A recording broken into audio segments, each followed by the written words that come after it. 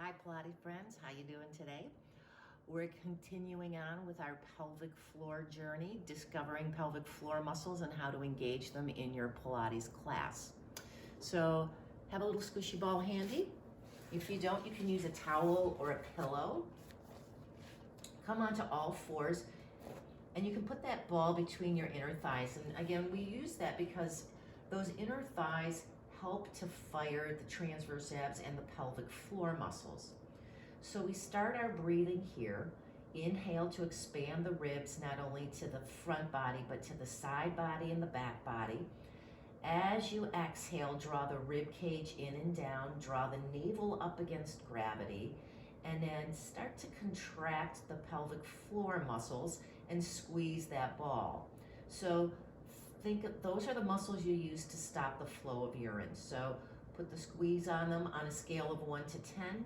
You're going a 3 or a 4. Then release completely. Inhale again to expand the rib cage. Exhale to draw the ribs in and down. Draw your navel up to your spine. Squeeze the ball and contract those muscles and stop the flow of urine. Inhale to completely release the pelvic floor muscles, because that's just as important. And exhale to knit the ribs, draw the waistband up against gravity, squeeze the ball. Good, contract those pelvic floor muscles. And inhale to release. Make sure as you do this that you're not squeezing into the glutes to do this. You want to keep the spine neutral. Inhale again to expand the ribs.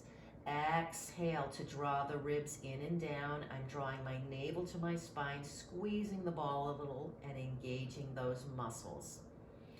Good, so as you continue to do this, holding that contraction for about 3 to 4 seconds, do it 8 to 10 times. Do it when you have a little break. You can do them anywhere. That's the great thing about training pelvic floor muscles.